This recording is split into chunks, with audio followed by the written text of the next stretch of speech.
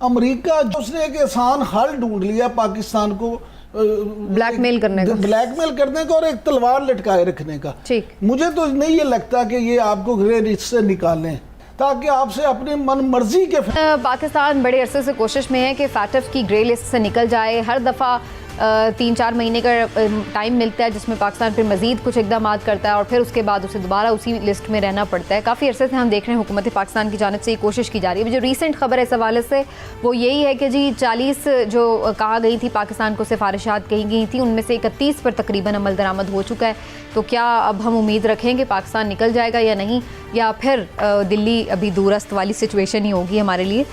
इसके पीछे बहुत सारी कॉन्स्पिरेसीज और थियरीज भी हैं, कंट्रोवर्सीज भी हैं, तो उनको भी ज़रा डिग आउट करने की आज कोशिश करेंगे। जनरल साहब हमारे साथ ही मौजूद हैं।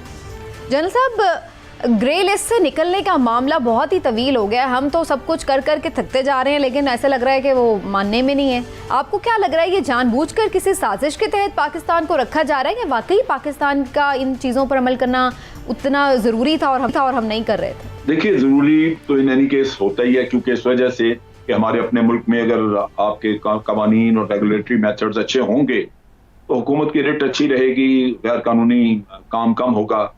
लेकिन यहाँ मसला सिर्फ इतना नहीं है। अगर आप 40 में से 40 नुकात पे अमल कर देते तो फिर भी शायद कोई बहाना ढूंढ के आपको ग्रे लिस्ट में रखा जाता।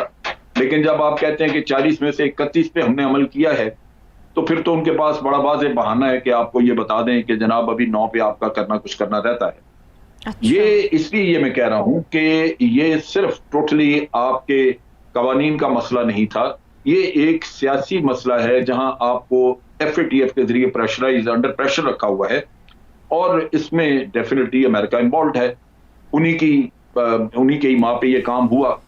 अगर उनके ही माँ पे ना होता, या अगर दुनिया में कुछ सिर्फ इंसाफ की या वाकई हकायक की रोशनी में ये काम किया जाता, तो भारत का तो भी पिछले साल 44 बैंक्स का उन्होंने कहा है कि जिन्होंने मनी लॉन्ड्रिंग की है, और मनी लॉन्ड्रिंग भी इतनी की है इस तरह की कि वो उनमें से बाज ट्रांजैक्शन इंतहाई मशकूक हैं।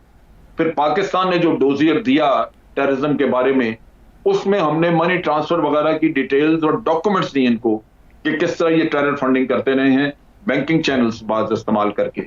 इसी तरह कुलभूषण ने हमें जो इनकी टेरर फंडिंग की तफसील दी थी वो हमने बताई।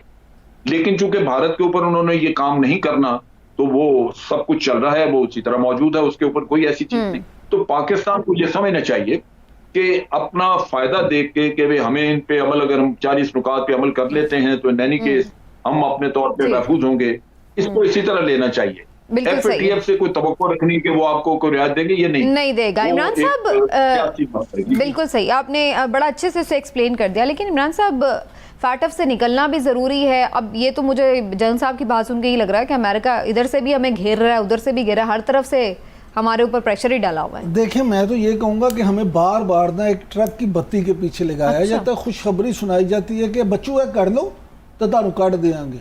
अमेरिका जो चीज़ें पूरी हमें पैसे देने के बाद, इमदाद देने के बाद, हमें कर्जा देने के बाद अपनी शराइत नहीं मनवा सका, वो उसने आसानी के साथ फैटफ के जरिए से मनवाना शुरू कर दी। और उसको ये पता है कि जब इनको दबाव में भी ला सकते हैं हम इसके जरिए से, इनको देना भी कुछ नहीं पड़ रहा बल्कि हम उनसे उल्टा ले रहे हैं, तो फिर हमें क्या जरूरत है। लिहाजा उसने एक आसान हल ढूंढ लिया पाकिस्तान को ब्लैकमेल करने का और एक तलवार लटकाए रखने का। मुझे तो नहीं ये लगता कि ये आपको ग्रे लिस्ट से निकालें अभी। अच्छा। हाँ, अभी तो वो कहते हैं ना, पंजाबी के मिसाल है कि आटा गूंदे हिलदी क्यों है, तो पाकिस्तान के साथ कोई बहाना वो रखेंगे। पाकिस्तान के साथ वो ये सलूक रखे हुए हैं कि कोई ना कोई उन्हें बहाना चाहिए जिसको बुनियाद बना के अभी आपको वो ग्रे लिस्ट में रखेंगे ताकि आपसे अपनी मन मर्जी के फैसले करवाते चले जाएं। ठीक है हिलाली साहब, अगर पाकिस्तान ग्रे लिस्ट से निकल जाए तो बड़ा ही खुशाइंद हो जाए पाकिस्तान के लिए, बहुत सारी तजारती रास्ते भी खुल जाएं, बड़ी चीज़ें बेहतर हो जाए, पाकिस्तान की पाबंदियाँ बहुत सारी जो है वो हट जाएं पाकिस्तान से। लेकिन आपको लगता है कि जानबूझकर पाकिस्तान का इस्तेसाल किया जा रहा है? कैसे निकलें इससे हम? देखिए, बात सीधी सादी है कि दूसरे मुल्क जो हैं वो 40 के 40 पे अगर नहीं तो 38 पे हैं, 37 पे हैं, हमें 31 पे क्यों फंस गए हैं? हमारे लोग हमें क्यों नहीं बताते हैं क्या कमी है हमारे में?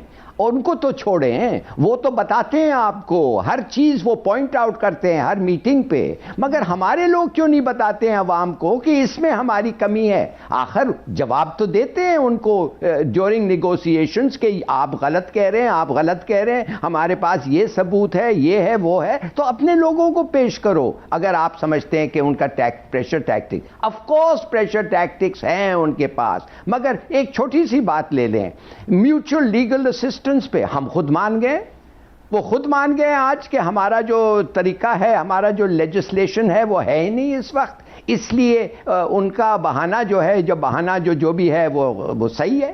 देखिए कहने की बात यह है कि हाँ हमारे पे प्रेशर है, हमारे पे प्रेशर ग्रे लिस्ट पे रहना प्रेशर है, मगर हमें पता है कि हम ब्लैक लिस्ट पे नहीं जाएंगे, वीटो हो जाएगा। चीन हमारे साथ हैं, 5-6 और मुल्क हमारे साथ हैं, मगर बताओ अपने अवाम को कि ये जो 9 पॉइंट्स हैं इसमें किस चीज पे हमारी कमी है और क्यों है और क्यों नहीं फिक्स करे उसको। यस एग्जैक्टली, ये सही आपने बात की है कि इसको जरा खुल के सामने आना चाहिए। 9 पॉइंट इसलिए भी सही नहीं हो सकते कि जो अरबाब इख्तियार हैं, जो खुद ये कवानीन बनाने वाले हैं, उनके चोर रास्ते भी तो सब बंद हो जाएंगे ना। उन्होंने अपने लिए भी तो कोई ना कोई रास्ते रखने होते हैं। जनरल साहब उन्होंने अपनी लूटी हुई दौलत और अपनी करप्शन का पैसा, रुपया और सारी चीजें जो इकट्ठी की होती हैं, उनको छुपाना नहीं। हाँ, मुझे याद आ रहा है जनरल साहब, आपको याद होगा लास्ट टाइम भी जब फैटफ पे कुछ कानून साजी करनी आने थे कुछ कवानीन, तो जब ऑपोजिशन से बात की गई तो फिर जो आपस में इन लोगों ने एक दूसरे के साथ किया, वो भी किसी से कोई ढकी छुपी बात तो नहीं है। हाँ समीना, सबसे बड़ा मसला यहाँ पे ये है, और बहुत सारी और भी चीजें हमारी इफेक्ट हुई है इसकी वजह से, कि ये हुकूमत जो है ये कोलिशन गवर्नमेंट और 7 वोटों की वजह से ये पावर में है। ये किसी भी अपने छोटे मोटे ऐसे काम से जो दूसरों को पसंद ना आए, इनके कोलिशन पार्टनर्स को ना आए, तो ये अपनी हुकूमत खो सकते हैं। लिहाजा इनके लिए लेजिस्लेशन करवाना इंतहाई मुश्किल है, खास तौर पे जैसे इमरान याकूब बात कर रहे हैं, ये वो लेजिस्लेशन जो शराफियों को ना सूट करती हो, वो कहां पास हो सके। तो यहाँ पे जो ये कमजोर गवर्नमेंट जो होती है, ये भी एक बहुत बड़ा मसला होता है कि मुल्क में गवर्नेंस के इशू बन जाते हैं उनकी वजह से, क्योंकि हर तरफ से डिमांड्स आ रही हैं, अभी बजट पास कराना है, डेयरिंग फैसले लेना मुश्किल होता है। हमारे मुल्क का ऐसा हाल है कि यही जो जहांगीर तरीन है, ये इंग्लैंड गए तो इनको एयरपोर्ट पे कुछ छोड़ने नहीं गया हुआ था, ये आए तो लेने कोई नहीं गया हुआ था, ये अकेले फिरते थे। जैसे आपने इनके ऊपर करप्शन का इल्जाम लगा, 40 लोग बाहर निकल आए फूल की पत्तियां फेंकने। अच्छा ठीक है, ये तो हाल है। सही है, तो हमें अपने जाती मफादात से निकलना वाले के साथी बहुत हैं। ठीक, जुर्म करने वाले के साथी, आज अगर शहबाज शरीफ साहब के ऊपर से सारे केस खत्म हो जाएं तो आपको सड़कों पे केले भागते दौड़ते नजर आएंगे। अच्छा, लेकिन फूल की पत्तियां फेंकने वाले साथ होंगे अगर आप कहें कि ये अरबों खा गए। ठीक, ये माहौल, ये माशरा जिस तरह ये तब्दील करना होगा, बिल्कुल सही है जी। सिंसेरिटी अगर पाकिस्तान से होगी तो ही बिल्कुल ठीक है, फिर ये मामला हल हो सकता है। जनरल साहब, ये शराफिया नहीं, ये बदमाशी है।